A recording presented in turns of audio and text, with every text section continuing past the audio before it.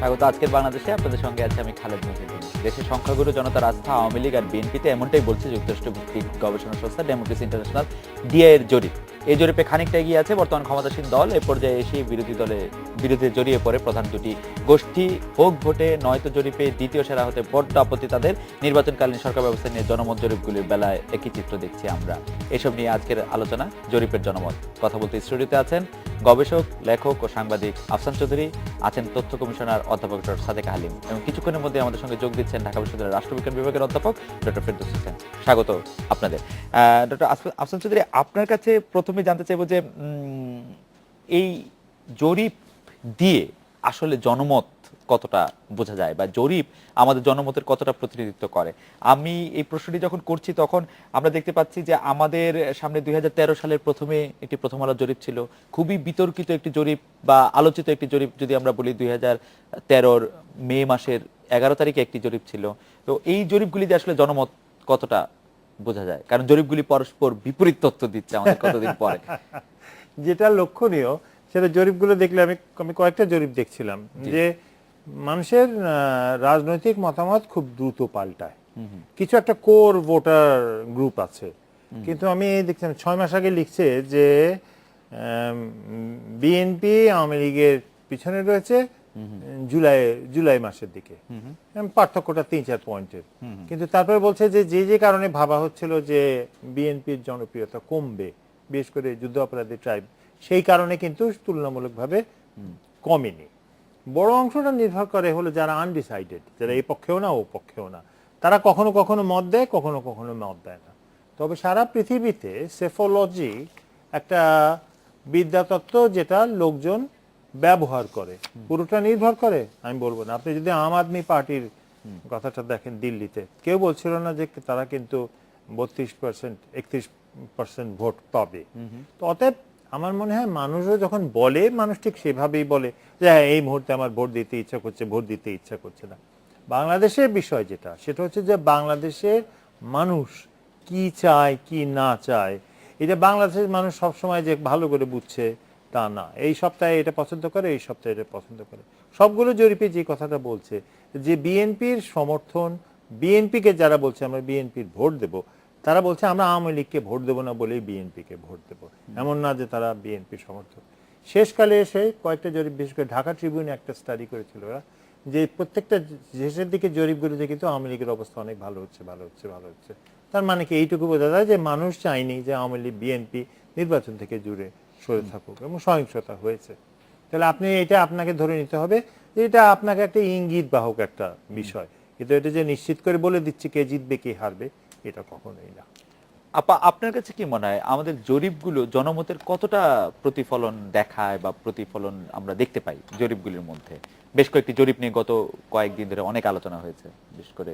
অবশ্যই আমি মনে করি যে যে কোনো জরিপই হোক না কেন, সেটা অনলাইন জরিপ হতে পারে, গ্যালপ পোল হতে পারে, সেখানে জনমতের একটা প্রতিফলন অবশ্যই হচ্ছে।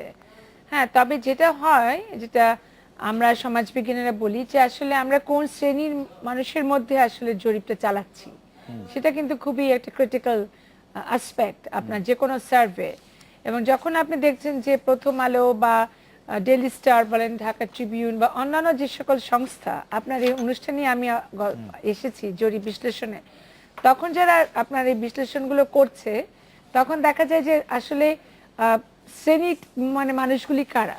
যেমন আপনি যেটা রেফার করেছেন 2013 ওআরজি কোয়েস্টের কর্তৃক যেটা প্রথম আলোর উদ্যোগে হয়েছিল, সেখানে কিন্তু গ্রাম শহর একটা ভেদাভেদ ছিল, এবং আপনার সেখানে নারী পুরুষ একটা ছিল, সেখানে বিভিন্ন পেশার মানুষ ছিল।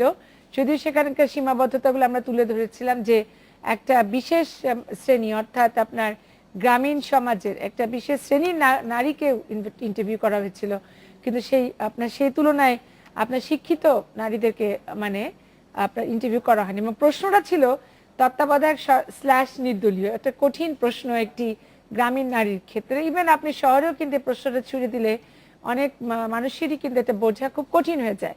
সে কারণেই জনমত যখন আমরা যাচাই করি, তখন আমাদেরকে বিশেষভাবে দৃষ্টি দিতে হবে যে আমরা আসলে কার উপরে করছি, কিভাবে করছি। আর আজকে যে আলোচনা যেটা হচ্ছে, সেখানে আপনি দেখবেন যে ডেমোক্রেসি ইন্টারন্যাশনাল ডিআই তারা ইউএসএডি এবং ইউকেএইড এর সহায়তায় এই জরিপটি চালিয়েছে এবং সেই জরিপেও একটি মতামত চলে আসছে যে এখন বর্তমান যে রাজনৈতিক দলটি সরকার গঠন করে ক্ষমতায় আছেন তাদের মানে সমর্থন কতটুকু আছে।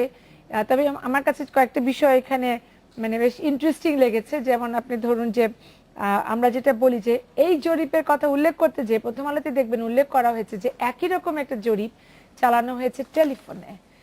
আমার মনে হয় আফসান ভাই আমাকে আরো এখানে সাপ্লিমেন্ট করতে পারবেন যে 1938 সালে লিটারি ডাইজেস্টের মাধ্যমে একটি জরিপ হয়েছিল আপনার যুক্তরাষ্ট্রে। সেখানে বলা হয়েছিল যে প্রেসিডেন্ট ল্যান্ডন জিতবে, কিন্তু জিতেছিলেন কিন্তু রুজভেল্ট। এর পরবর্তীতে 1948 সালে এরকমই একটা জরিপ চালানো হয়েছিল টেলিফোন ভিত্তিক, সেখানে বলেছিল যে ডিওই জিতবে, জিতেছিল ট্রুম্যান।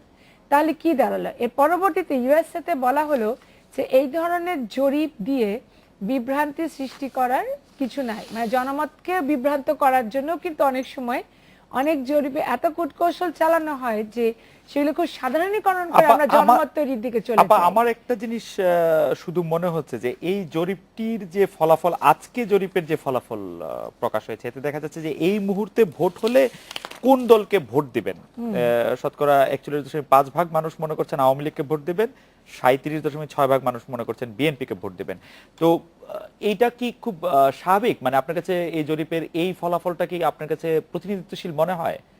না, আমার কাছে প্রতিনিধিত্বশীল না মনে হওয়ার কয়েকটি কারণ আছে। জি, একটা হচ্ছে যে আপনি দেখবেন নিশ্চয়ই আপনার সামনে আছে যে 77% ওনারা যারা ধরেছেন, ওনারা 1500 কিন্তু ওনাদের টোটাল স্যাম্পল, এবং ওনারা বলেছেন দৈব চয়ন পদ্ধতির মাধ্যমে করেছেন।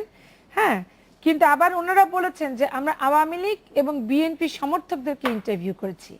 আমি এটা ঠিক বুঝতে পারছি না যে সোশ্যালজিস্ট, আমি এক জায়গায় দৈব চয়ন করছি করে আমি কেমন করে ধরে নিলাম যে আমার র্যান্ডমে যে আওয়ামী লীগ পড়বে নাহলে বিএনপি পড়বে, মানে বাংলাদেশের মানুষ। এটি আপনি কোথায় পেলেন আপা? এটা আছে, আপনি যদি ডিটেইলে যান সেখান থেকে আমি বলছি।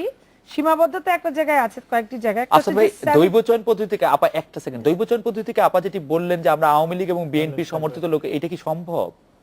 আমি জানি ওরা একই জায়গায় একটা স্যাম্পলে তো পারপাসিভ এবং স্যাম্পলিং হয় না, রাইট, সাবসেটে গিয়ে পারপাসিভ স্যাম্পলিং হতে পারে, সেটা ওনারা উল্লেখ করেননি। হ্যাঁ, সেটা যদি না করে থাকে আমার মনে হয় এইটা স্ট্যাটিস্টিক্যালি মানে মেথডোলজিক্যালি এত আনএক্সেপ্টেবল এবং এটা তো মানে বেসিক মানে এটা তো বেসিক জিনিসের বিরুদ্ধে চলে যায়। একেবারে পরিষ্কার আছে এখানে। আমি আপনার ডেইলি স্টারও পড়েছি, প্রথম আলো পড়েছি, সেখানে লেখাই আছে দৈব চয়ন স্তরায়িত। তারপরে যখন ওনারা বলছেন আওয়ামী লীগ এবং বিএনপি সমর্থিত, তখন প্রশ্নটা এসে যাচ্ছে তাহলে আমি কেমন করে সিলেক্ট করে ফেললাম দৈব চয়নের মাধ্যমে কে আওয়ামী লীগ কে বিএনপি। সেখানে বলা হয়েছে যে 77% ভোট দেয়নি। হ্যাঁ, তাহলে তার মানে 1155 জন ভোট দেয়নি। 66% বিনা প্রতিদ্বন্দ্বিতায় সাংসদ, যেটা হয়তো বা আপনার আমার মতো অবস্থা যে হয়তো আমরা কেউ এখানে ভোট দিতে পারিনি কারণ সেখানে আনকনটেস্টেড সিট ছিল। 23% ভোট দিয়েছে। তাহলে 393 জন, আপনি 1155 থেকে 762 মাইনাস করেন, 393 জন ভোট দিতে যায়নি।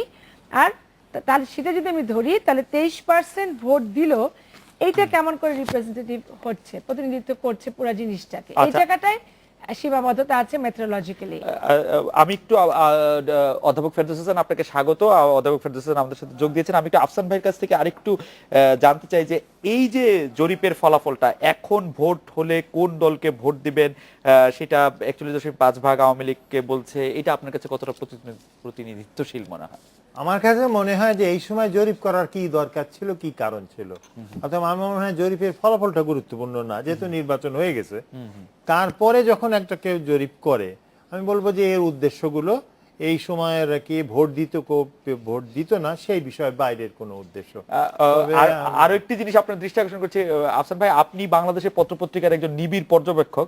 আপনি দেখেছেন যে প্রথম আলো এবং ডেইলি স্টার পত্রিকা তারা নিজেরাই জরিপ করার জন্য কোনো, যেমন এর আগে ওয়ারজি কোয়েস্টকে প্রথম আলো দিয়ে, কিন্তু অন্য যে জরিপ সেগুলিকে প্রথম আলো বা ডেইলি স্টার খুব গুরুত্ব দিয়ে কখনোই ছাপে না। মাঝখানে আরো অনেকগুলি জরিপ, আজকে এই জরিপটা ডিআই যদি করলো, প্রথম আলো এত গুরুত্ব দিয়ে ছাপলো কেন? সেটা কঠিন। প্রথম আলো কেন এটা করতে ফান্ডিং এজেন্সি হচ্ছে ইউএসএআইডি এবং ইউকেএইড। আপনি ইউএসএআইডি ইউকেএইড যদি হয়, এবং যেহেতু প্রথম আলো না হলেও ডেইলি স্টারের ঘনিষ্ঠতা দাতা সংস্থার সঙ্গে এটা কোনো গোপন বিষয় না, তাহলে আমার মনে হয় নিশ্চয়ই এই যে মেসেজটা দেওয়া হচ্ছে যে লোক সাধারণ মানুষ বর্তমান সরকারের পক্ষে। কিন্তু জরিপটার আমি গত কয়েকটা জরিপ দেখে আমার মনে হচ্ছে যে এই জরিপটা যতগুলো জরিপ হয়েছে তার মধ্যে সবচেয়ে কোয়েশ্চেনেবল টাইমে কোয়েশ্চেনেবল ইন্টেন্ট নিয়ে কোয়েশ্চেনেবল মেথোডোলজি করছে, অতএব এটা রাজনীতির অংশ বলেই মনে হচ্ছে জরিপের চেয়ে। আমি একটু অধ্যাপক ফেরদৌস হোসেন আপনার কাছে আসি যে অধ্যাপক ফেরদৌস হোসেন, আপনি কি মনে করেন যে এখন এই জরিপটি কেন চালানো হলো, বা এই জরিপটি চালানোর পেছনে জরিপ করার পেছনে পত্রপত্রিকার কোনো রাজনৈতিক উদ্দেশ্য থাকে কিনা? হ্যাঁ, থাকে। আমি আফসান ভাইয়ের সাথে একমত হয়ে বলছি যে আসলে আমরা ওয়ার্ল্ড ওয়াইড একটা প্র্যাকটিস তো আছে, তাই না? সেটা আমরা কি দেখি? আমরা দেখি যে নির্বাচনের আগে জনমত জরিপ হয়, রাইট, যে কোন দল কত পার্সেন্ট লোকের সমর্থন পাচ্ছে, কে জিততে যাচ্ছে বা কে হারতে যাচ্ছে, এরকম একটা কিউরিওসিটিও মানুষের মধ্যে থাকে, এবং যারা জরিপ করে তারা ওই টাইমটাকেই বেছে নেয় সাধারণত। এই জরিপের ক্ষেত্রে কিন্তু আমরা একটা ব্যতিক্রম লক্ষ্য করছি, যে 5 জানুয়ারি নির্বাচন হয়ে গেল আর তারা জরিপ করলো 11 থেকে 15 জানুয়ারি, তার মানে জাস্ট ইলেকশন হওয়ার 6 দিন পরে, 6 দিন পর থেকে 12 দিনের মধ্যে।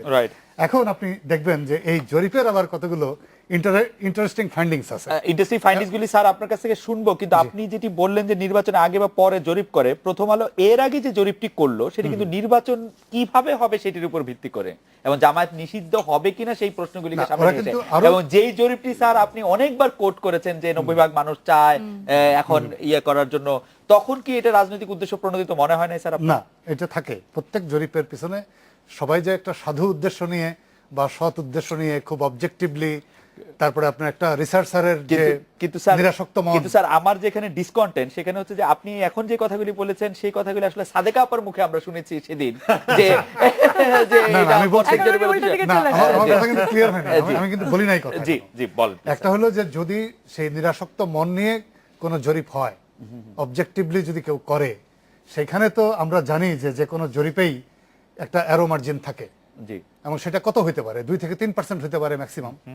তো এখন আপনি দেখেন যে এই জরিপের মধ্যে যেটা ডিআই করেছে, আমার কাছে কতগুলো মানে ফাইন্ডিংস গুলো এমন ভাবে আসছে যাতে আমার কাছে অনেক প্রশ্ন তৈরি করে। যেমন ধরেন, তারা বলছে যে দেখেন যে এই নির্বাচনে যদি ভোট, এখন যদি ভোট হতো তাহলে কত ভাগ লোক আওয়ামী লীগকে ভোট দিত। নির্বাচনের পরে পরেই এই প্রশ্নটা কিন্তু আমার কাছে খুব বেশি যৌক্তিক মনে হয় না, নাম্বার 1। নাম্বার 2 হলো যে 5 জানুয়ারির নির্বাচন সর্বদলীয় হলে ভোট দিত 42.7% আওয়ামী লীগকে। আর বলছে যে এইটা নির্বাচন কমিশন যে রেজাল্ট ঘোষণা করেছে, মানে 40.7%, তার কাছাকাছি, মানে তাকেই রিপ্রেজেন্ট করে বা রিফ্লেক্ট করে। মাই কোশ্চেন ইজ যে আপনি দেখবেন যে নির্বাচন কমিশনের যে ভোটের হিসাব 40.7%, এইটাকে যদি আসন দিয়ে আপনি ভাগ করেন তাহলে অ্যাকচুয়ালি ভোট দেওয়ার সুযোগ পেয়েছে মাত্র 19 থেকে 20% লোক। কিন্তু এই জরিপের ফলাফলে দেখা যাচ্ছে যে 23% লোক ভোট দেওয়ার সুযোগ পেয়েছে। তাহলে শতকরা হিসাবে যদি আপনি ওইটাকে নিয়ে যান, না 40 ভাগ লোকের এই অঙ্কের হিসাব, এই অঙ্কের হিসাব নো প্লিজ আমি বলছি আছে এখানে একটা বিশাল গ্যাপ আছে, 10% এর গ্যাপ আছে। আমি আপনাকে বলি না স্যার, এই অঙ্কের হিসাবটা আমি এরকম না, কিন্তু আমি বলি তারপরে আমি এই অঙ্কের হিসাবটা স্যার এরকম না। আমি স্যার আপনাকে আবার পরে আমি আবার আপনাকে পরে বলবো না, কিন্তু আমি অধ্যাপক ফেরদৌস হোসেন যে প্রশ্নটি তুললেন সেটি আমি একটু ডক্টর সাদেক আলিম আপনাকে জবাব দেওয়ার একটু অনুরোধ জানাবো। আমরা একটা বিরতি নিয়ে ফিরছি তারপরে। তবে আমি একটু স্যার, আমি ডক্টর সাদেকা হালিম সহ 3 জন ঢাকা বিশ্ববিদ্যালয়ের অধ্যক্ষ, ডক্টর মাহমুদা খাতুন, ডক্টর জিয়া রহমান, তারা একটি এই জরিপটি নিয়ে একটি মন্তব্য প্রকাশ করেছিলেন সে সময় 11 মের পরে। সেই মন্তব্যের মধ্যে কিন্তু এরকম ছিল যে জরিপটির প্রান্তিক বিচ্যুত হলো 1.7 নয়। খুব সহজভাবে এর অর্থ দাঁড়ায় যে ব্যক্তিকে উত্তরদাতা হিসেবে গ্রহণ করা হয়েছে, তার মতামতের সঙ্গে পুরো জনগোষ্ঠীর যে গড় তার দূরত্ব খুব বেশি নয়। পরিসংখ্যানের তথ্য অনুযায়ী নমুনা আকার ছোট হলে প্রান্তিক বিচ্যুতির মান বৃদ্ধি পায়, যা আলোচ্য গবেষণায় ঘটেনি। ওই জরিপ সম্পর্কে এরকম বলা হয়েছে, এরকম আরো অনেকগুলি জিনিস বলা হয়েছে, এবং অনেকগুলি প্রশ্ন ওই জরিপটি সম্পর্কে তারা তুলেছিলেন। আমি ফিরে এসে আবার পর্যন্ত তো আরো মার্জিন এটা তো জরিপের ক্ষেত্রে হয়। আমি নমুনা বিচ্যুতির এই প্রশ্নগুলি নিয়ে আমি আবার 10% তো হতে পারে না, তাহলে সেটা জরিপ হলো না। আমি আবার একটু বিরতি নিয়ে আসছি।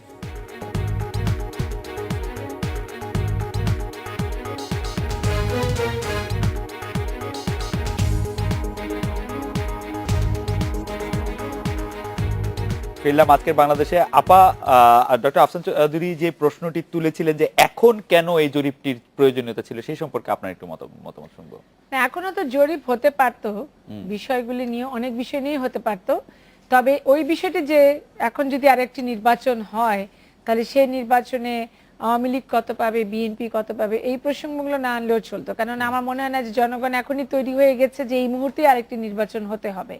আমার কাছে কিছু কিছু জিনিস আমার কাছে উদ্দেশ্য প্রণোদিত মনে হয়েছে যে জরিপের পিছনে নিশ্চয়ই অনেক রাজনীতি ছিল। তবে একটা বিষয়ে দৃষ্টি আকর্ষণ করছি যে জরিপটি করা হয়েছে 7টি বিভাগে 39টি জেলায়, এবং কেন এই 39টি জেলা নেওয়া হলো, কিসের ভিত্তিতে, সেটা কিন্তু আমরা পরিষ্কার হলাম না। কারণ একটা জিনিস আমাকে মনে রাখতে হবে যে এই 39টি জেলার মধ্যে কি আপনি ধরেন কতগুলো ক্রাইটেরিয়া আমি আপনাকে বলেছি যেখানে উল্লেখ করা হয়নি। নারী পুরুষের পার্সেন্টেজটা আমরা জানি না, গ্রাম শহরের ভেদাভেদটা আমরা জানি না, আমরা ভোটার কনসেন্ট্রেশন কোন কোন বিভাগে কিভাবে আছে সেটা আমরা জানি না, এবং নবম জাতীয় সংসদ নির্বাচনের যে ফলাফলটা ছিল সেটা ধরেও কিন্তু আমরা বুঝতে পারি যে কোন কোন বিভাগে কিভাবে কনসেন্ট্রেশন কোন কোন জেলায়। কিন্তু এই 39টি জেলা কেন, ওয়াই নট 64 ডিস্ট্রিক্টস? বিকজ এটা আপনাকে ফান্ড করেছে ইউএসএইডি, ইউকে এইড। সেটা আমার খুবই জানার বিষয় আমার ছিল, কৌতূহল আছে। আরেকটি বিষয় হচ্ছে যে যে মুহূর্তে নির্বাচনটা হলো 5ই জানুয়ারি, তাই না? আমাদের ক্যাবিনেট ফর্ম করেছে কিন্তু 12ই জানুয়ারি, ইফ আই এম কারেক্ট। তারপরে আপনি দেখেন কয়েকটা জিনিস চলে আসছে। ক্যাবিনেট ফর্ম করলো, সেদিন আমরা দেখেছি যে বিশেষ বিশেষ ব্যক্তিদের তার পরের দিন অভিনন্দন জানিয়েছে ক্যাবিনেটটা ফর্ম করার জন্য। কেন অভিনন্দন জানানো হলো? যে এখানে বেশিরভাগই দুর্নীতিবাজ মন্ত্রীদেরকে বাদ দেওয়া হয়েছে, যারা 35 জন মন্ত্রী বাদ পড়েছেন, এবং তাদেরকে কিন্তু একেবারে আখ্যায়িত করা হলো, মানে আপনার মোটা দাগে। ইভেন এই প্রথম আলোই করলো, ডেইলি স্টার, অন্যান্য লিড নিউজ পেপারগুলো, সে তারা দুর্নীতিবাজ, সে কারণে তারা বাদ পড়েছে। আমি সাধারণীকরণ একটা মন্ত্রিসভায় 35 জন দুর্নীতিবাজ থাকা, এটা যথেষ্ট, মানে এটা কিরকম মনে হয় আপনার কাছে? এটা তো অবশ্যই প্রত্যাশার বিষয়, এবং আপনাকে এবং 5টা বছর পুরোপুরি থাকা, আমি এটা নিয়ে অত্যন্ত সোচ্চার ছিলাম। আর একটা হচ্ছে যে দুদকে যতটুকু আমার মনে আছে 7 জন মন্ত্রীর নাম গেল ছবি দিয়ে পত্র পত্রিকায় সয়লাভ, যারা এখন মন্ত্রী না। এখন আপনি বলেন, এটা কিন্তু একটা পিপলস মাইন্ডসেট কিছুটা হলো শিফট বা তৈরি করতে করে, সেটা বিবেচনায় আপনাকে আমি একটা ধরিয়ে দিই। সেখানে তারা বলছেন যে দেশ ভুল পথে। হ্যাঁ, আপনি দেখবেন প্রথম আলোর হেডিং হচ্ছে ভুল পথে এগোচ্ছে দেশ। কি কি কারণে? 3টি কারণ তারা বলেছে। একটি হচ্ছে রাজনৈতিক সংঘাত, যেটা 89% মানুষ মনে করেন, ঘন ঘন হরতাল 66%, আর দ্রব্যমূল্য বিষয়টা আমাদের সবসময় থাকে। আপনি যদি এই দুইটা বিষয়কে ক্ল্যাপ করেন, রাজনৈতিক সংঘাত আর ঘন ঘন হরতাল, এইটা তো একেবারেই সত্য কথা। আমরা তো দেখেই আসছি প্রায় গত 6 মাস যাবত যে ধরনের রাজনৈতিক সমস্যাতে 71 পরবর্তী মানে এই প্রথম আমরা দেখলাম। আপা, আপনাকে ধন্যবাদ। আমি আবার আপনার কাছে আসবো যে ভুল পথে এগোচ্ছে দেশ নিয়ে, অবশ্যই আমি আফসান ভাইয়ের কাছে একটু প্রশ্ন করবো, কিন্তু আমি একটু অধ্যাপক ফেরদৌস হোসেন আপনাকে জানতে চাইবো যে এই জরিপটি কি সরকারকে, মানে আপনি একজন রাজনৈতিক বিশ্লেষক হিসেবে যদি আমাদেরকে বলেন যে সরকারকে একটি মানে ভালো ভিত্তি দিবে, বিরোধী দলকে একটা সিগন্যাল দিবে, কি করবে, দুই দলের প্রতি রাজনৈতিক সিগন্যাল কি হবে? আমি বলি আপনাকে, আমি জরিপটা নিয়ে দুই একটা প্রশ্ন আগে তুলি। যেমন দেখেন, এখানে বলছে তারা যে 5 জানুয়ারি নির্বাচন হলে আপনি কাকে ভোট দিতেন, মানে ইনক্লুসিভ ইলেকশন হলে 42.7% বলছে সরকারি দলকে ভোট দিত, মানে আওয়ামী লীগকে দিত। নির্বাচন হয়ে গেল, ক্যাবিনেট ফর্ম হলো না, তার 5 দিন পরে আপনার আওয়ামী লীগের ভোট কমে গেল 1.5%, বিএনপির ভোট 35.1 থেকে না, তারপরে না, একই সময় দুটি প্রশ্ন করা হয়েছে। সেটা হচ্ছে 5 জানুয়ারি ভোট হলে 42.7% আওয়ামী লীগকে ভোট দিত, এখন ভোট হলে 41.5%। তাই তো আমি বলছি যে তার মানে 5 দিন আগে আমার মাইন্ডসেট একরকম ছিল, 5 দিন পরে আমি ঘুরে গেলাম, কি কারণে? এটার তো ব্যাখ্যা থাকতে হবে। আমার কাছে তো কোনো ব্যাখ্যা নাই এর, নাম্বার 1। 2 নম্বর, আপনি দেখেন যে যারা ভোট দিল, তার মানে 42.7% লোক যারা আওয়ামী লীগকে ভোট দিত বলে বলেছে আমরা ভোট দিতাম, এবং এখন মানে 11 থেকে 15 জানুয়ারি ভোট হলে 41.5% আওয়ামী লীগকে ভোট দেবে, তাদের মধ্যে সরকারের প্রতি আস্থা রাখে মাত্র 17% এই জরিপে। এটাও তো আমার কাছে মিলছে না, যে আমি মাত্র 5 দিন আগে যে দলকে ভোট দিলাম, এত কিছুর পরেও, মানে এত গন্ডগোল, অবরোধ, এটা সেটা, তারপরেও আমি এই দলকে ভোট দিলাম, তারা সরকার গঠন করবে এই প্রত্যাশায়, মাত্র 5 দিন পরেই সেটা 17% নেমে গেল সেই সরকারের প্রতি আস্থা। স্যার, আমি আপনাকে একটু প্রশ্ন করতে চাই, এই জরিপগুলি নিয়ে স্যার আমার কখনোই খুব বেশি উচ্চাশা উচ্চভিলাষ কিছু ছিল না স্যার, কিন্তু আপনাকে অনেক মানে আমি উচ্চ রব দেখেছি স্যার। এই জরিপগুলির কি আসলে বড় কোনো মানে গুরুত্ব ভূমিকা আছে? কারণ আমরা অনেকবার ওই 90% মানুষ তত্ত্বাবধায়ক সরকার চাই, এটি আমরা অসংখ্যবার মানে আমি বলি এটা নিয়ে ক্লিয়ার কথা বলি, কারণ আমাদের তো মাইন্ডসেটের ক্ষেত্রে আমরা তো ওয়েস্টার্ন প্র্যাকটিসটা আমাদের এসে গেছে, এটা তো বাস্তব কথা। আমাদের মিডিয়া, আমাদের লেখাপড়া আমরা এইভাবে কিন্তু অভ্যস্ত হয়ে গেছি। এখন আমরা কি দেখি, ওয়েস্টার্ন ওয়ার্ল্ডে আমরা যেটা দেখেছি যে ওদের নির্বাচনের আগে কিন্তু এরকম অপিনিয়ন সার্ভে হয়। সার্ভে তো কিছু লিমিটেশন থাকেই, কিন্তু তারপরেও মোটামুটি একটা রিফ্লেকশন কিন্তু পাওয়া যায়। কিন্তু আপনি দেখবেন যে পশ্চিমবাংলার নির্বাচনের ক্ষেত্রে যদিও এটা নিয়ে অনেক কথা উঠেছিল যে এইটার মধ্যে নানা ধরনের বায়াসনেস আছে, পিপল এতে মোটিভেটেড হচ্ছে ইত্যাদি, কিন্তু আমরা সাধারণত জরিপের ক্ষেত্রে দেখি যেটা যে অবজেক্টিভলি করলে এবং মেথোডোলজি যদি ঠিক থাকে তাহলে সত্যের কাছাকাছি পৌঁছে এবং যে কোনো সামাজিক জরিপ 100% সঠিক রেজাল্ট দেবে না স্যার, এটা তো আমরা ভাবি না। স্যার আমি যদি আমার অরিজিনাল কিন্তু- প্রশ্নটাতে খুব চট করে ফিরে আসি, এই জরিপটি সরকারকে ভালো অবস্থায় নিবে না বিরোধী দলকে একটু ভালো অবস্থায় নিবে স্যার? না, আপনি যদি আপাতত আমার কাছে মনে হয় সরকারকে একটা দিচ্ছে, মানে কি বলে যে একটা তৃপ্তির একটা জায়গা করে দিচ্ছে আমার কাছে মনে আমি হয়। একটু ডক্টর আফসান চৌধুরীর কাছে আসি যে জরিপটার ফলে কি সরকার একটু শক্তিশালী হবে? সরকারের যে মোরাল ইয়েটা একটু ঘাটতি ছিল সেটা কি একটু? আমার মনে হয় না জরিপ নিয়ে মানুষের কোনো মাথা ব্যথা আছে। আমি মানে জরিপ বার হওয়ার পরে কেউ আমার সঙ্গে আলাপ করেনি জরিপ নিয়ে। যে জিনিসটা নিয়ে মানুষ চিন্তিত সেটা হচ্ছে রাজশাহী ইউনিভার্সিটি। জি স্যার, মানুষের কোনো আগ্রহ নেই জরিপ হলো কি না হলো। প্রথমত যেটা সাদেকা আপা বলছিল যে এটা অঙ্ক করার মতো, আমি নিজে যখন জরিপ করতাম সেটা হচ্ছে ইমিউনাইজেশনের জরিপ, কয়জন টিকা দিয়েছে, ওটাও আমাদের বিরক্ত লাগতো, কিন্তু ইনস্টিটিউশনালি খুব এফিসিয়েন্ট ছিল। এদের জরিপ করে মনে হয় না এটা খুব যোগ্যতার সঙ্গে এই জরিপটা করা হয়েছে এবং এটা খুব দ্রুত মনে হয়েছে জরিপটা তৈরি হয়েছে। নির্বাচন যেটা ও বলছে, নির্বাচন হওয়ার 5 দিনের মধ্যে জরিপ বের হয়ে গেছে, এটা তো ছোটখাটো কথা না বাংলাদেশে। আফসান ভাই, আপনি যখন এটি তুললেনি আমাদের গবেষক দল একটি প্রশ্ন আমার হাতে ধরিয়ে দিয়ে গেল, সেটা হচ্ছে যে এই মুহূর্তের খবর হচ্ছে বা আজ রাতে যদি সর্বশেষ বড় খবর হচ্ছে রাজশাহী বিশ্ববিদ্যালয়ের শিক্ষার্থীদের উপর অস্ত্র নিয়ে হামলার ঘটনায় ছাত্রলীগের 2 নেতাকে বহিষ্কার করা হয়েছে, যারা ছাত্রলীগের নেতা ছিল। এটা কি আইনের শাসনের প্রতিফলন নাকি মিডিয়া বা জনমতের চাপ? আপনি কি মনে করেন? না, মিডিয়া জনমতের চাপ। কারণ আমি বলছি, আমি আসার আগে আমি শুনছি নুরুল ইসলাম নাহিদ বলেছে এটা হলো শিবিরের লোকরা এসব ঝামেলা করেছে। তো যদি শিক্ষামন্ত্রী, যিনি মোটামুটি একজন সৎ মানুষ হিসেবে পরিচিত, তিনি এই রাজনৈতিক বক্তব্য দেন, কারণ গোটা যারা গণমাধ্যম দেখছে তাদের কেউ বলবে না যে এইটা ছাত্রলীগের লোকরা জড়িত না। সেটার পরে যদি এই সরকার মনে করে যে এখন আমরা এই জরিপটার, মনে করেন জরিপটার কথাই ভেবে যে আমরা আরো জনপ্রিয় আগের চেয়ে, তাহলে এরা যে গন্ডগোলটা হচ্ছে এর সঙ্গে আমরা কোনোভাবেই জড়িত না, এবং বলেছে অন্য দলের লোক, বলেছে এটা শিবিরের লোকরা এসে করেছে, এই ধরনের কথাবার্তা বলে আওয়ামী লীগ যে আফসান ভাই, নাহিদ ভাই বোধহয় আজকে বলেছেন যে ওই ইয়াটার মধ্যে শিবির মানে মূল ছাত্রদের আন্দোলনের মধ্যে হঠাৎ করে শিবির ঢুকে গেছে। তো উনি কি করে বলছেন? তারপরে উনি বলছেন আমি একটা ইনভেস্টিগেশন কমিটি হবে, ভাইস চ্যান্সেলর। আমি একটু বলিনি যে উনি বলছেন ইনভেস্টিগেশন কমিটি হবে এবং ব্যবস্থা গ্রহণ করবে। তো একটা মন্ত্রীর তো ইনভেস্টিগেশন কমিটি পর্যন্ত অপেক্ষা করাটা উচিত। কিন্তু একটা ভালো কথা আমি আজকে পেয়েছি আফসান ভাই, সেটি হচ্ছে যে স্বরাষ্ট্র প্রতিমন্ত্রী আসাদুজ্জামান খান বলেছেন যে বিশ্বজিৎ হত্যার ঘটনায় সরকারের মাথা নিচু হয়েছিল, আর রাজশাহী বিশ্ববিদ্যালয়ের ছাত্রদের অস্ত্রবাজির ঘটনা তাদের নাক কান কাটা গেছে। এই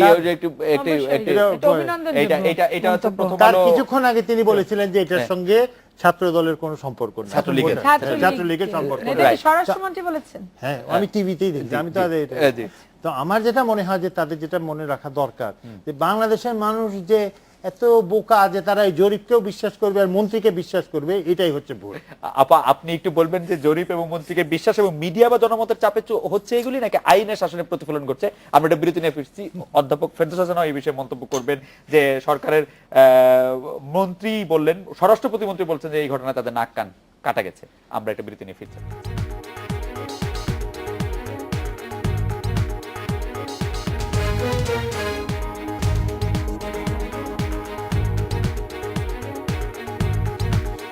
আজকে বাংলাদেশে ফিরলাম। আপা, এই ছাত্রলীগের 2 নেতাকে বহিষ্কার করা কি আইনের শাসনের প্রতিফলন নাকি মিডিয়া বা জনমতের চাপের প্রভাব? আপনার কাছে কি মনে হয়? আমি এটা উত্তর দিব, আমি 2 ভাগে দিচ্ছি। একটা এই জরিপ থেকে একটু নিয়ে আসি উত্তরটা কিছুটা। দেখেন এখানে ওনারা বলেছেন, যাদেরকে ওনারা ইন্টারভিউ করেছেন, রাজনৈতিক সংঘাত চায় না 89%।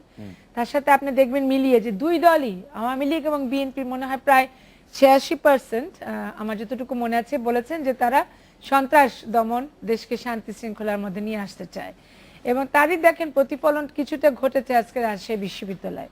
আমি খুব কৌতূহলের সাথে রাজশাহী বিশ্ববিদ্যালয়ের ঘটনাটাকে দেখছিলাম এই কারণেই যে আমি নিজে ঢাকা বিশ্ববিদ্যালয়ের সিন্ডিকেট সদস্য ছিলাম, নির্বাচিত, এবং এটা কিন্তু 1973-এর অর্ডারে চলে, আপনি জানেন, স্বায়ত্তশাসন।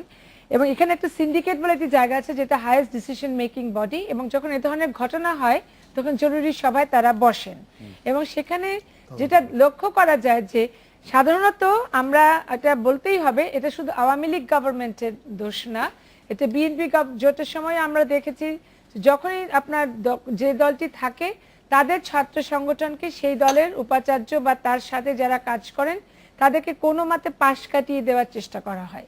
কিন্তু এই প্র্যাকটিসটা কে আমি খুবই নিন্দা জানাই, প্রতিবাদ করি। এবং বিশ্বজিতের যে মানে যেভাবে নির্মমভাবে তাকে হত্যা করা হলো এবং তার পরবর্তীতে এই যে বিষয়গুলি আজকে পত্রপত্রিকায় চলে এসেছে যে 3টি ছেলে মানে পিস্তল নিয়ে দৌড়াচ্ছে এবং তারা চিহ্নিত, আমি দেখলাম যে তারা মানে ছাত্রলীগের পজিশন হোল্ড করে, জাস্ট নট তারা ছাত্রলীগের কর্মী। সেখানে গণমাধ্যমকে সাধুবাদ জানাতেই হয় যে তারা এই সকল বিষয়গুলোকে আমাদেরকে সারফেস করে দিচ্ছে সরকারের সামনে। আর বর্তমান যে সরকারটি গঠন করা আছে তারা অনেকগুলো প্রতিশ্রুতি দিয়েছে এবার যে আমরা সন্ত্রাস দমন করবো, আমরা রাজনৈতিক সংঘাতের দিকে যাব না। সেই ক্ষেত্রে বিবেচনা করে আমি বলবো যে আইনের শাসন প্রতিষ্ঠায় এবারকার সরকার অনেক বেশি মনোযোগী হতে চাচ্ছেন এবং তৎপর। তার সত্ত্বেও আমি দুঃখ পাচ্ছি যে এই ধরনের মন্ত্রীরা এই ধরনের মন্তব্য করা থেকে। আমি আশা করি ওনারা ভবিষ্যতে বিরত থাকবেন। এবং নুরুল ইসলাম নাহিদ সাহেবের সাথে আমি এক জায়গায় একমত যে আপনি জানেন যে রাজশাহী বিশ্ববিদ্যালয় কিন্তু একটা শিবিরের রীতিমতো ঘাঁটি, ওটা একটা মিনি ক্যান্টনমেন্ট বলা যায়। সেইখানে না যে কোনো ধরনের সমস্যা যখন ঘটে তখন যে এ ধরনের এলিমেন্টস ঢুকে যাবে না একটা অ্যাডভান্টেজ নেওয়ার জন্য, সেটা উড়িয়ে দেওয়া যায় না। হয়তোবা উনি সেই দৃষ্টিকোণ থেকে মন্তব্যটি করেছেন। অধ্যাপক ফেরদৌস হাসান, আপনার মন্তব্য শুনবো যে আপনার কাছে কি মনে হচ্ছে যে সরকার খুবই শক্ত হাতে দমন করতে চাইছে, যে কারণ কালকে ঘটনা ঘটার পর আজই ছাত্রলীগের 2 জনকে বহিষ্কার হতে দেখলো, স্বরাষ্ট্র প্রতিমন্ত্রী বলল যে তাদের নাক কান কাটা গেছে। আপনার কাছে কি মনে হয়? দেখেন, আমি একটা কথা বলি, এর আগে এই বহিষ্কারের যে কাহিনী এগুলা কিন্তু আমরা জানি, কারণ আমরা যারা ছাত্র ছিলাম বিশ্ববিদ্যালয়ে, যারা আমরা বিশ্ববিদ্যালয়ে শিক্ষকতা করি, এই অভিজ্ঞতা আমাদের আছে। এই বহিষ্কারগুলো হলো এক ধরনের আইওয়াস আর কি, যে ওই সময়ে যে ক্ষোভটা তৈরি হয় এটাকে প্রশমিত করা। আবার পরে দেখা যায় যে 2-3 মাস পরে যখন মানুষ ভুলে যায়, ওরাই আবার স্বীয় পদে বা স্বপদে ফিরে আসে। কাজে এই বহিষ্কার কিছুই মিন করে না। এখন আপনি যে আইনের শাসনের কথা বলছেন, তার মানে আপনি যদি পত্রপত্রিকা দেখেন, আজকের যেমন বাংলাদেশ প্রতিদিন এবং অন্যান্য অনেকগুলো পত্রিকা আমি দেখলাম যে ফায়ার আর্মস, একদম পিস্তল বা রিভলভার হাতে গুলি করছে এবং তাদের নিচে ক্যাপশন দিয়ে নাম এবং তার পদবি লেখা আছে। তো এটা তো প্রাইম অফিসি এস্টাবলিশড হয়ে গেছে এখানে। তো বিশ্ববিদ্যালয় সিন্ডিকেট তো তাদের বিরুদ্ধে তাৎক্ষণিকভাবে ব্যবস্থা গ্রহণ করতে পারতো, করে নাই। 2 নম্বর হচ্ছে পুলিশ তো তাদেরকে সাথে সাথে গ্রেফতার করতে পারতো। এখন পর্যন্ত আমরা খবর পাই যখন বসলো তখন তো আর ছবিগুলি ছাপা হয় নাই। না হলেও কিন্তু এখানে তো প্রক্টোরিয়াল বডি আছে, তাদের কাছে তো ইনফরমেশন থাকার কথা, না থাকার তো কথা না। এটা তো তাহলে সার্বিকভাবে বিশ্ববিদ্যালয় প্রশাসন তারা নাক চোখ বন্ধ করেছিল, তাদের প্রক্টোরিয়াল টিম কোনো কাজ করেনি, তারা কোনো তথ্য প্রশাসনের হাইয়েস্ট লেভেলে পৌঁছায়নি। এটা তো কোনোভাবে প্র্যাকটিসটা তো শুধুমাত্র এই না না, আমি এটা বলছি না। আমি এখানে আপনি বলেন আপনি 20 বছরে দেখছেন। না না, সেটা আমি বলছি না, আমি বলছি এই মুহূর্তের কথা বলছি। এখন আপনি দেখেন যে এতদিন পর্যন্ত কি ছিল, সরকারের সামনে ইস্যু ছিল যে বিরোধী দল সন্ত্রাস করে। ঠিক আছে, ফাইন, আমরা লক্ষ্য করেছি যে বিরোধী দলের আন্দোলনের মধ্যে সন্ত্রাসী তৎপরতা ছিল। তো এখন আজকে কি হলো, দেশবাসী কি দেখলো, যে সরকারি দলের ছাত্র সংগঠন ফায়ার আর্মস নিয়ে সন্ত্রাস করছে। কাদের বিরুদ্ধে? আপনি বলছেন শিবিরের। এটা কিন্তু প্রোগ্রাম শিবিরের ছিল না, এই প্রোগ্রামটা ছিল সান্ধ্যকালীন কোর্স যেটা চালু করা হচ্ছে, তার বিরুদ্ধে ছাত্রদের প্রতিবাদ আন্দোলন। এখানে হয়তো শিবিরের এলিমেন্ট থাকতে পারে, আমি তো জানি না যে ছিল কি ছিল না, কিন্তু এই আন্দোলনটা তো শিবিরের আন্দোলন ছিল না। যার আন্দোলনই হোক, ছাত্রলীগের লোকজন অস্ত্র হাতে সেটা করবে, সেটা কোনোভাবেই সমর্থন করবে না। আমি যেটা বলতে চাই সেটা হলো এই যে আপনি যে কথা বললেন আইনের শাসন, আইনের শাসন তো এই কথা বলে না যে কে শিবির আর কে ছাত্রলীগ, এইভাবে চিহ্নিত করে একজন অস্ত্রধারীকে প্রোটেক্ট করা, এটা তো আইনের শাসন বলে না। না, কিন্তু স্যার আপনি স্বরাষ্ট্র প্রতিমন্ত্রীর কথায় সাধুবাদ দিবেন কিনা, যে উনি বলছেন, উনি স্বীকার করছেন যে এটাতে তাদের নাক কান কাটা গেছে, উনি বলছেন যে এটা তাদের একটা লজ্জার বিষয়। আপনি আর কোন মন্ত্রীকে এরকম বলতে শুনেছেন কিনা? আমি অবশ্যই এটাকে সাধুবাদ দিব যদি এটা উনি রিয়ালাইজ করেন এবং সেই অনুযায়ী উনি পদক্ষেপ গ্রহণ করেন, তাহলে অবশ্যই আমি সাধুবাদ দিব। আমার মনে হয় যে সেই অনুযায়ী পদক্ষেপ গ্রহণ করাই বড় কথা। আসলে আপনি কি কিছু যোগ করবেন, যে স্যার নিজেই বলছিলেন যে এবং আপাও কিছুটা বললেন যে এই ব্যাপারগুলি, স্যার সেটা বেশি বলছেন, এই ব্যাপারগুলি কিছুটা আইওয়াশও হতে পারে। আপনি কি মনে করেন স্যার এদেরকে চিহ্নিত করে শাস্তি দেওয়াটা জরুরি, শুধু বহিষ্কার নয়? কারণ দর্শকরা এটি জানতে চাইছেন। ওরা যেটা করেছে সেটা তো বেআইনি, ওরা যেটা করেছে সেটা খুনি। আমরা যে কারণে জামাত ইসলামীকে গালি দিয়েছি, ঠিক একই কাজ করছে এরা। যেটা সাদেকা বলছে এবং যেটা আমাদের সংস্কৃতি যে প্রতিষ্ঠিত হয়ে গেছে, যে যে দল ক্ষমতায় থাকে তার উপর কোনো আইন চলে না। আমি মনে করি না আইনের শাসন প্রতিষ্ঠিত হয়েছে বাংলাদেশে। আপনি যদি আমরা যারা মাঠ পর্যায়ে সাংবাদিকতা করেছি অথবা রাস্তায় নেমে এসেছি, আমরা জানি পুলিশের কাছে মেসেজ আসে এদের যেতে দাও, এদেরকে করতে দাও, এবং এটা আমি নিজের চোখে আমি দেখেছি। তো আমার মনে হয় না এই আক্রমণ সরকারের সমর্থন ছাড়া হয়েছে, এটা হয়তো বাড়াবাড়ি হয়ে গেছে, কিন্তু এটা সরকারের সমর্থন ছাড়া হতে পারে না। আমি আজ পর্যন্ত এরকম বড় আক্রমণ দেখিনি। কিন্তু আফসান ভাই, ছাত্রলীগের সময়, ছাত্রলীগের উপরে কিন্তু বর্তমান যে প্রধানমন্ত্রী তিনি অনেক সময় অনেকভাবে বিরক্ত ছিলেন, অনেকভাবেই বোঝা গেছে যে কেন্দ্রের নিয়ন্ত্রণ কাজ করছে না। যদি বিরক্ত থাকতেন তো উনি বন্ধ করতে পারেন না। উনি খালেদা জিয়া ইলিয়াস আলীকে বের করে দিয়েছিল না। এগুলো ভাই পাবলিককে বলে আর লাভ নেই। পাবলিক জানে যে প্রধানমন্ত্রীরা কি করে। প্রধানমন্ত্রীরা বলে যে হ্যাঁ ওরা খুব খারাপ ছেলে, ওদেরকে বের করে দাও, সব সময় বলে। আমার মনে আছে এমনকি 72-73 বলতো ওরা খারাপ ছেলে, ওদের সঙ্গে কথা বলার দরকার নেই, আমি কথা বলবো না ইত্যাদি। বাংলাদেশে এটা রাজনৈতিক সংস্কৃতি। বাংলাদেশের দুর্ভাগ্য হচ্ছে বাংলাদেশের নেতারা মনে করে বাংলাদেশের জনগণ ছাগল এবং গাধা, এবং তাদেরকে যা বলবো তারা বুঝবে, সেটাই তারা করবে। দুর্ভাগ্যবশ নির্বাচন হওয়ার 5 দিন পরে একই দিনে জরিপ বের হচ্ছে, একই দিনে ছাত্ররা গুলি করছে সাধারণ ছাত্রদের উপরে। এরপরে আমার তো মনে হয় না এটা কোনো মানুষের মাথার মধ্যে ঢুকবে না যে অবস্থার কোনোভাবে পরিবর্তন হয়েছে। আপনাকে কিছু যোগ করবেন এখানে? না, অবস্থার পরিবর্তন অবশ্যই হচ্ছে। একদিনে তো আমরা সবকিছু অ্যাচিভ করতে পারি না। তবে এবার যে কঠোর অবস্থানে সরকারটা গঠন করা হয়েছে এবং মাননীয় প্রধানমন্ত্রীও কিন্তু সন্ত্রাস দমনের প্রতি অত্যন্ত সোচ্চার, এবং এটাও ঠিক যে উনি কিন্তু ছাত্রলীগের দায়িত্বে অনেকদিন ছিলেন না, উনি নিজে থেকে সরে দাঁড়িয়েছিলেন গত সময় যখন তিনি ক্ষমতায় ছিলেন। পরবর্তী তিনি ফেরত এসছেন এবং উনি তার প্রত্যেকটি বক্তৃতাদেরকে হুঁশিয়ারি করে দিচ্ছেন। তবে আপনি একটা জিনিস মনে রাখতে হবে যে আওয়ামী লীগ একটা ভীষণ বৃহৎ একটা দল, এবং এটা যে শুধু আওয়ামী লীগ আমলে ঘটছে তা না, কিন্তু ছাত্র দল যখন ছিল আমি দেখেছি, আমি নিজে সিন্ডিকেট মেম্বার হিসেবে দেখেছি যে ঢাকা বিশ্ববিদ্যালয় রক্তে রঞ্জিত হয়ে গেছে। তখন কিন্তু ফেরদৌস হোসেন ভাইরা এত জোরে জোরে কথাও বলতে শুনিনি, বা আপনার টেলিভিশন ছিল না, কে বললো 2004 ছিল, 2004 থেকে 2009 পর্যন্ত আমি সিন্ডিকেট মেম্বার ছিল, এবং আপনারা পত্রিকায় লিখতে পারতেন। এবং তখনও কিন্তু শুনেন ওই যে কয়েকটাকে সিম্বলিক বহিষ্কার করা হয়, এটা আমি ওনার সাথে এগ্রি করি যে আই ওয়াশ করা হচ্ছে। কেননা তারপরে হয় কি আস্তে আস্তে ঘটনাটা হয় কি আরো 2-3টে ঘটনা ঘটতে থাকে, তখন এটা চলে যায় কার্পেটের তলায়। তা আমি আশা করবো যে রাজশাহী বিশ্ববিদ্যালয়ের ঘটনা যেন ওনারা নজির স্থাপন করতে পারে তাদেরকে পানিশ করে দিয়ে। কেননা এই পানিশমেন্ট না দিলে, যেটা আমরা বলছি যে বিশ্বজিতের বেলায় এই পানিশমেন্টটা না দিলে হুঁশিয়ারি দেওয়া যেত না। যেমন করে 10 টাকা কষ্টের মামলা বলা হয়েছে যে এটা না করলে আরো ভবিষ্যতে অনেক ধরনের আমাদের ধরনের অবৈধ অস্ত্র আসতে পারে, সে তো এর রিস্ক কেন নিবে এই সরকার? আমরা আবার একটু জরিপে ফিরে আসি, একটা বিরতি নিয়ে এসে আফসান ভাই আপনার কাছে একটি প্রশ্ন করতেই হচ্ছে, সেটা হচ্ছে যে সাম্প্রতিক যে সহিংস রাজনীতি, সেটি দেশের দুটি প্রধান দলের উপরই সাধারণ জনগণ বিরক্ত ছিল, এরকম একটা পারসেপশন ছিল আমাদের। কিন্তু এই জরিপটাতে দেখা গেল যে 42% আওয়ামী লীগকে ভোট দিবে, 35% বিএনপি কে ভোট দিবে। তারা কেন এই দুটি দলের উপরই আস্থা রাখছে? মানে এটি কি নাগরিক সমাজের সাথে আমরা যাদের প্রান্তিক ভোটার বলি তাদের একটা পার্থক্য রয়ে যাচ্ছে, বা সারা দেশের মানুষের এটা পার্থক্য রয়ে যাচ্ছে কিনা? আপনার বিশ্লেষণ শুনবো, একটু বিরতি নিয়ে ফিরি।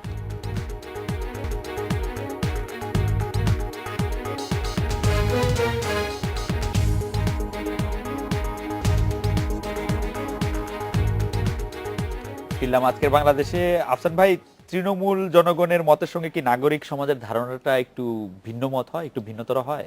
আমি 2006 সালে এই নির্বাচনের উপর একটা গবেষণা করেছিলাম। সেখানে আমার মনে আছে যেটা সাধারণ মানুষ বলেছিল, তৃণমূলের মানুষই বলা যাক, তারা কিন্তু রাষ্ট্রের কাছ থেকে অনেক কম তাদের চাওয়া পাওয়া। তো রাষ্ট্র লোকরা যে চুরি করবে, ডাকাতি করবে, বাটপারি করবে, খুন করবে, এটা তারা মোটামুটি গ্রহণ করে নিয়েছে। অর্থাৎ তার কাছে এটা কোনো নতুন ব্যবহার না। শহরের মানুষের কাছে এটা খুব অভিনব মনে হয়, তাদের অসুবিধাজনক মনে হয়, কিন্তু গ্রামের মানুষ, বিশেষ করে কৃষি অর্থনীতিতে যারা বিচরণ করে, তাদের কাছে কিন্তু ভায়োলেন্সটা এত বড় না। শহরের মানুষের কাছে ভায়োলেন্সটা অনেক বড়। শহরের মানুষ রাষ্ট্র দখল করতে চায়, রাষ্ট্র থেকে সুবিধা পেতে চায়। সাধারণ মানুষ, গ্রামের মানুষ, তৃণমূলের মানুষ রাষ্ট্র থেকে কিছু চায় না। এই কারণে এই ব্যবধানটা। আপা, আপনার কাছে কি মনে হয় যে আমরা যাদেরকে নাগরিক সমাজ বলি আর আমরা যাদেরকে তৃণমূলের মানুষ বলি, তাদের মধ্যে কি মতের একটা পার্থক্য দেখা যায়? কারণ আমরা এরকম একটা পারসেপশন পাচ্ছি যে আমরা আওয়ামী লীগ বিএনপি কে চাচ্ছি না, সুশীল সমাজ, নাগরিক সমাজ কেউ চাচ্ছে না, কিন্তু আমরা দেখতে পাচ্ছি যে তাদের প্রতি আসলে সমর্থন। না, আসলে এই পারসেপশনটাই রং। আমার মনে হয় আমরা কেউ অসাংবিধানিক কোনো শক্তি চাই না। এবং তৃণমূলের মানুষের কাছে কিন্তু এখনো আওয়ামী লীগ এবং বিএনপির অনেক গ্রহণযোগ্যতা আছে। এটা আমি বলবো যে এখনো এটা খুবই একটা আরবান সাবজেক্ট ম্যাটার, এবং সো কল্ড সিভিল সোসাইটি, যেটা অবশ্যই হেভিলি পোলারাইজড, বিভাজিত, সে তাদের মতামতগুলো চলে আসে যে না না আমাদের একটা তৃতীয় শক্তি দরকার। কিন্তু তৃণমূলে আমি যখন দুজন একজন মানে প্রধানমন্ত্রী এবং আর একজন অপোজিশন লিডার যখন 2008-9 যখন ওনারা গৃহবন্দী হয়ে পড়েন, তখন আমার মনে আছে যে বিবিসি প্রভাতী আমাকে ইন্টারভিউ করেছিল, আমাকে বলেছিল এখন বাংলাদেশের ভবিষ্যৎ কি। আচ্ছা, বাংলাদেশের জনগণ এই দুই নেত্রীকে তারাই ফেরত নিয়ে আসবেন, কেননা তৃণমূলের কাছে এখনো তাদের রুটটা অত্যন্ত শক্ত, সেহেতু এইখানের থেকে সরানো খুব কঠিন। এই জন্য আজকে আপনার কাছে যে জরিপটার যে মতামত আসছে, সেই মতামতের প্রতিফলনে বা কৌশলে হয়তো সীমাবদ্ধ থাকতে পারে, কিন্তু তৃণমূলের মানুষের কাছে কিন্তু এখনো এই দুটি দলই গ্রহণযোগ্যতা পেয়েছে। নাগরিক সমাজের ধারণা আর তৃণমূলের জনগণের মতের মধ্যে অমিল কেন দেখা যায়?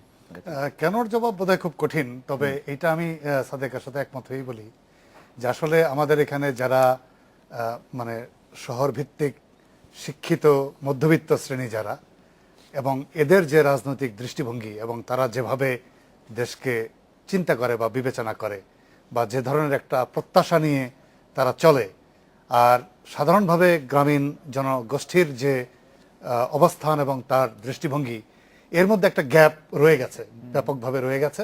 এবং এটা এরকম হতে পারে যে এই আমরা যদি ধরেই নেই যে এই আরবান মিডল ক্লাসের অ্যাডভান্স থিঙ্কিং, তার কোনো রিফ্লেকশন প্র্যাকটিক্যালি কিন্তু ওই তৃণমূল পর্যায়ে পৌঁছাতে পারছে না। আর সবচেয়ে বড় যে সংকটটা সেটা হচ্ছে যে সাংগঠনিকভাবে যে ব্যাকআপটা দেওয়া দরকার তৃণমূলের মানুষকে উজ্জীবিত করার ক্ষেত্রে, সেই ধরনের সাংগঠনিক কোনো কাঠামো এই শহর ভিত্তিক এই মধ্যবিত্তদের প্রতিনিধিত্বকারী দলগুলোর নাই। আর বিএনপি আওয়ামী লীগের যেটা আছে, শহর গ্রাম নির্বিশেষে ওদের কিন্তু সেই সাংগঠনিক অস্তিত্বটা বিদ্যমান আছে, যে কারণে একটা লোক যদি অপছন্দও করে তখন পছন্দটা হয়ে যায় বিটুইন আওয়ামী লীগ এন্ড বিএনপি। আচ্ছা, এই কারণে এর বাইরে যাওয়ার সুযোগ থাকে। ডক্টর আহসান চৌধুরী, আমি জাস্ট 30 সেকেন্ড আপনার জানতে চাইবো, কালকে বেগম জিয়া একটি সংবাদ সম্মেলন করবেন, আপনি বেগম জিয়া থেকে কি মানে বক্তব্য আশা করেন বা কি দিক নির্দেশনা বা কি আশা করছেন? আমি বেগম জিয়া থেকে কিছু আশা করছি না, তবে বেগম জিয়া যদি একটু বুঝতে পারেন যে নির্বাচন এড়িয়ে গিয়ে তিনি বড় ভুল করেছেন, এবং তিনি যদি বলেন যে আমি জামাত ইসলামের সঙ্গে সম্পর্ক ছিন্ন করব এবং সাংগঠনিকভাবে আগাবো, আমার মনে হয় 5 বছর যদি পরেও নির্বাচন হয় তিনি 5 বছর পরেও জিতবেন। এই আগামী 5 বছর নির্বাচন ফেলে দাও, সংসদ ফেলে দাও বলে খুব একটা লাভ হবে না। আজকের আলোচনা অংশ নেওয়ার জন্য ডক্টর আহসান চৌধুরী, ডক্টর সাদেক আলী, অধ্যাপক ফেরদৌস হাসান, আপনাদেরকে অনেক ধন্যবাদ। এই ছিল আজকের বাংলাদেশে, দেখা হবে আগামীকাল এই সময়। শুভরাত্রি।